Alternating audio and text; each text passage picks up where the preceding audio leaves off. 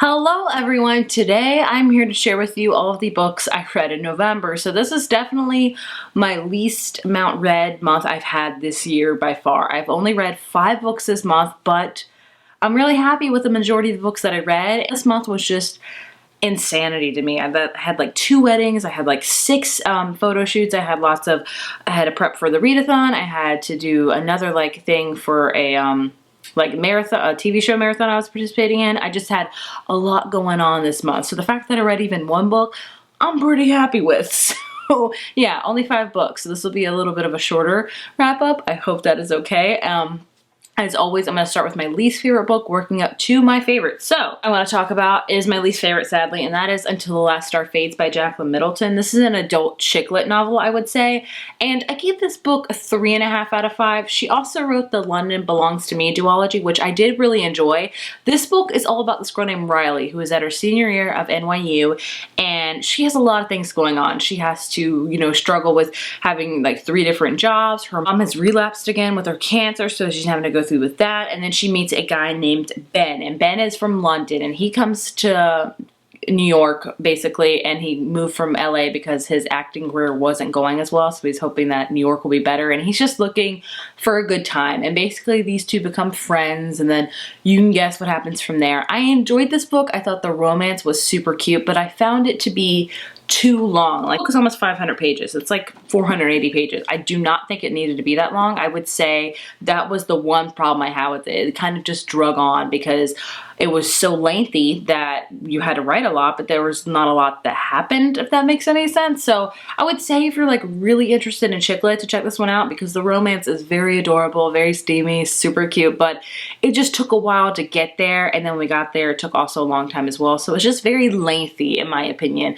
but I enjoyed it because it also talked about cancer, talked about anxiety, and it talked a lot about important things, but I just didn't love it as much as I wanted to. I know I'm very, very like harsh on like romance and chick lit books, and I'm sorry to say, but I liked it. I just didn't love it. Next book I want to talk about is 9 Perfect Strangers by Liane Moriarty. I gave this book a 4 out of 5, I would say. This is her latest book.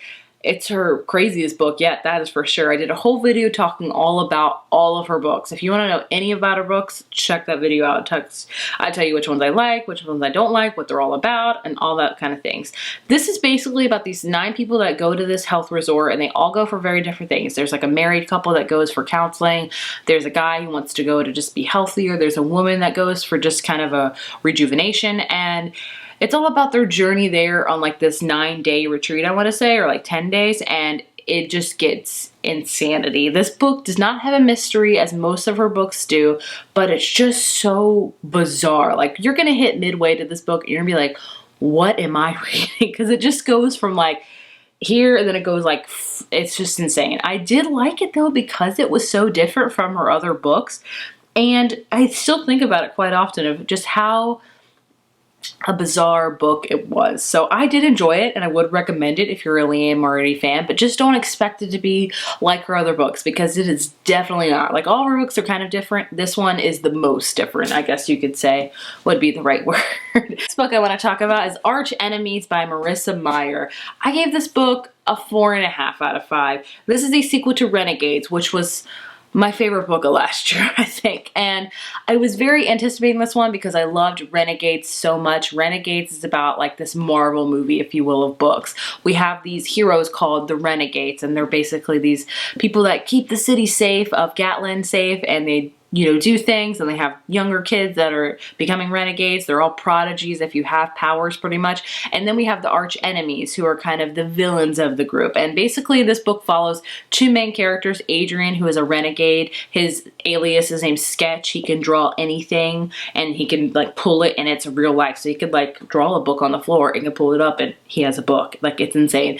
And he's a good guy. And then we follow Nova, who is known as Nightmare, and her power is she can put anybody to sleep with a touch, and she can also not sleep at all. Like, she doesn't need any sleep to function, which That would be great if I could have that power. And basically she goes undercover as a renegade to learn more about them and kind of seek revenge on her family who was never saved by a renegade. And I loved Renegade so much. I thought it was fast. I thought it was just a fun book to read. It was so fun.